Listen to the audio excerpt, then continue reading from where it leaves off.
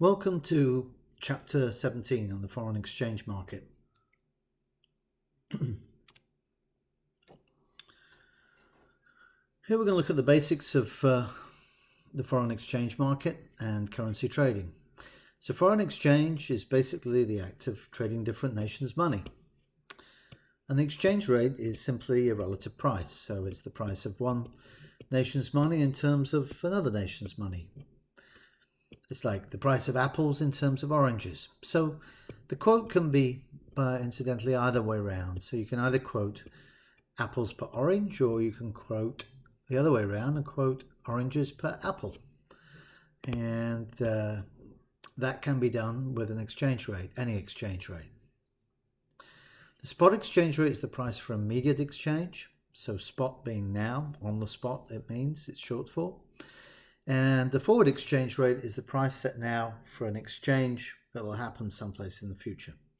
Usually those forward rates are 30-day, 60-day, 90-day, sometimes longer than that as well, but those are the ones that are regularly quoted.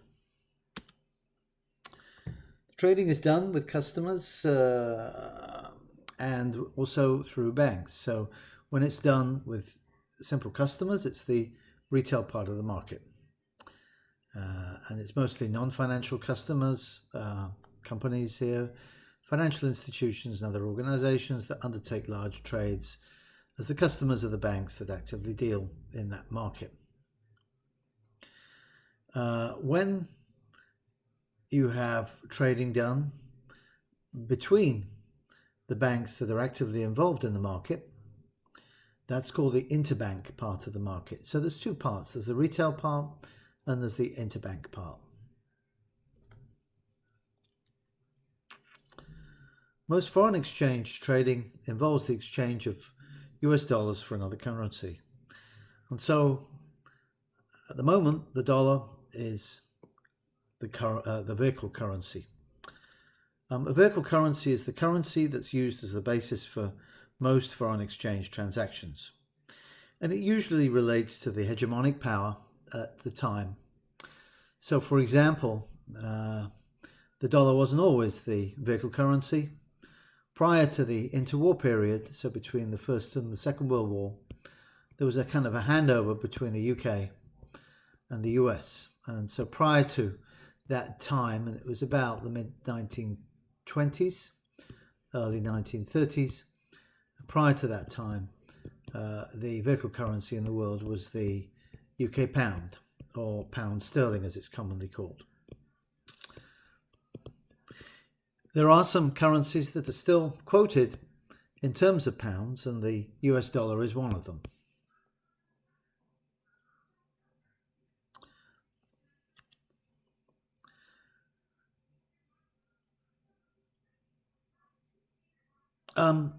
In the customer or retail part of the spot foreign exchange market, or Forex as it's commonly called, individual businesses and other organizations acquire foreign monies to make payments, or they can sell foreign monies, so they have received in payments. And usually these are done at spot exchange rates. Sometimes they're done in forward exchange rates. So for example, if you're importing oil from abroad, usually you'll want to pay for that in dollars, but sometimes the country shipping will want to denominate that in a different currency. So you don't pay for the oil until it arrives in the US, so you probably want to, as part of this deal before the oil leaves the foreign country, fix the exchange rate. So you'd want a forward rate to do that. So that sometimes occurs. In terms of the larger market, the interbank market or interdealer part of the market, these guys are much more plugged in, the people who do trade foreign exchange, with the information on conditions in the markets, and the quoted prices flash on their screens. If you've ever seen a foreign exchange trader, you'll see that. They're constantly watching the prices of foreign exchange trade. And the interbank trading allows a bank to readjust its own position quickly and at pretty low cost. So if the bank wants to take on a position in a foreign currency quickly, usually that's to speculate on exchange rate movements, then it can do. And about half of the interbank trading occurs through brokers, most of which use electronic systems. So in terms of the demand and supply for foreign exchange within the market, there are obviously people who are going to want to trade foreign exchange, and the first groups of people that we would look at in terms of the retail market would be obviously those who are exporting or importing goods and services. So those who are exporting goods and services and financial assets, they're going to be basically receiving foreign exchange, and they're going to want to convert that foreign exchange into US dollars. So there's going to be a supply of foreign currency and at the same time a demand for US dollars. When companies import things from abroad, those US imports create a demand for foreign currency. Why? Because the importers have to pay the suppliers of those goods abroad, and so there's going to be a demand for foreign exchange and a supply of US dollars.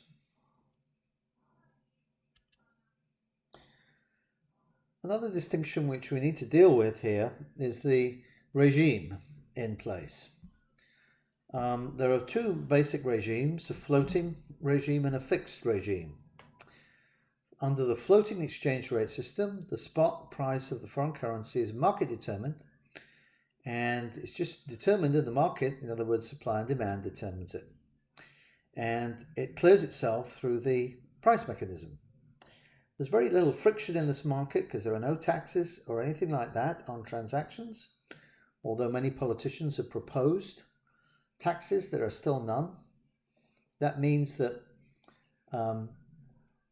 all trade occurs pretty frictionlessly. The other type of system that's out there is the fixed exchange rate system. And there the government monetary authorities have to keep the exchange rate value fixed, or what's commonly called a pegged currency. That comes from the time when foreign exchange rates were put on a board and a peg was put into the board to signify the actual level of the exchange rate. And so those are now commonly called, fixed exchange rates are now commonly called pegged exchange rates.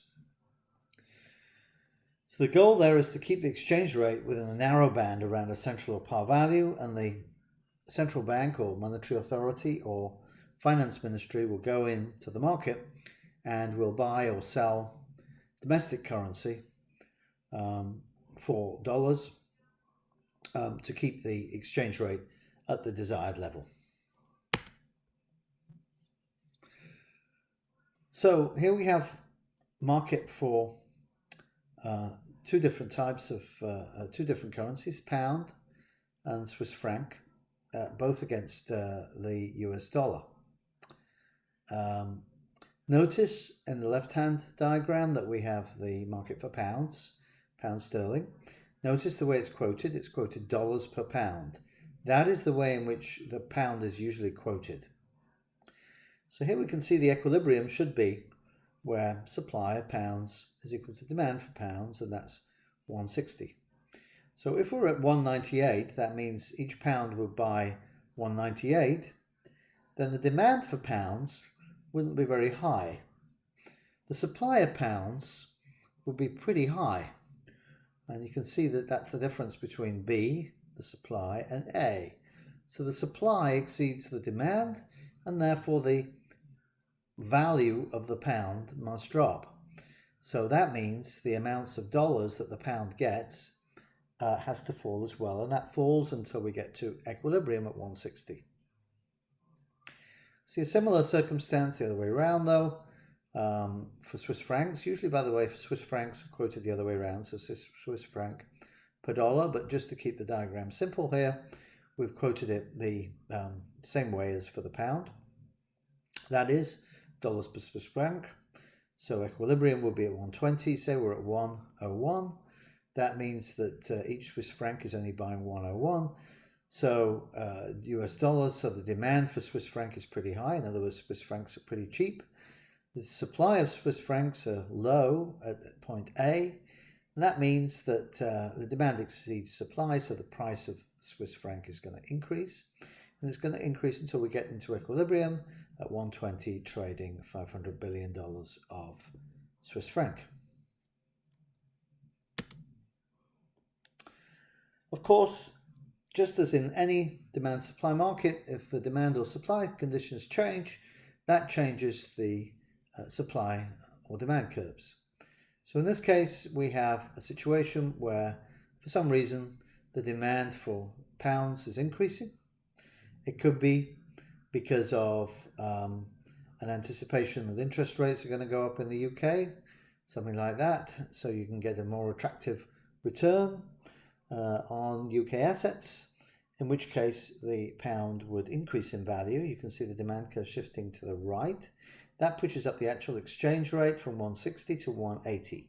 So now the pound is buying more US dollars than before. Now we also have additional terminology which some of you may not be familiar with. I'm hoping that most of you are though. And that is if a currency falls in value with a flexible exchange rate, we call that a depreciation. When a currency increases its value, again, with a flexible exchange rate system, it's called an appreciation. Now, if we have a fixed rate system, so a pegged exchange rate, then if the value of the currency is reduced, then we call that a devaluation of the exchange of the currency. And if it's a fixed exchange rate and the government decides that the exchange rate should be increased, so in other words that the value of the currency should rise, then that's called a revaluation of the currency. So notice the difference. If I start talking about a devaluation, implicitly you know already I'm talking about fixed exchange rates. If I start talking about appreciation, implicitly you know I'm talking about flexible exchange rates. So there's language here that's pretty common in the foreign exchange market, but you may have not come across before. You have to be careful when talking about these things with economists because they pick up on anyone who doesn't know this language well, and usually it's a sign that you don't really know what you're talking about.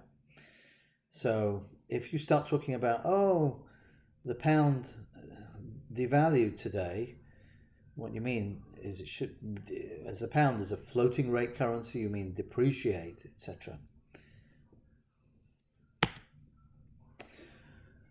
Okay, the one other thing and the last thing in this chapter is to talk about arbitrage. Arbitrage is the process of buying and selling to make a riskless pure profit. So it ensures that exchange rate values in different locations are essentially the same. The foreign exchange market, as I said, is one of probably the most frictionless markets in the world. It's also a 24-hour market because foreign exchange is traded pretty much 24 hours a day around the world, and even 7 days a week. You can get people who will trade it in what they call the grey market after hours as well. As such, you can get different quotes for the same currency in different places, but the market is very efficient in the sense that any gap or any difference in the exchange rate between two geographical locations is usually arbitraged away. What do we mean by arbitrage? Well, you basically buy low and you sell high and you make a profit. So usually you get triangular arbitrage. That's arbitraging through three exchange rates involving three currencies, typically $2 exchange rate values and one cross rate value. So it ensures the $2 exchange rates and the cross rate are consistent among themselves. This triangular arbitrage goes on in the foreign exchange market pretty much second by second or millisecond by millisecond. And that's the end of this chapter. Thank you for listening.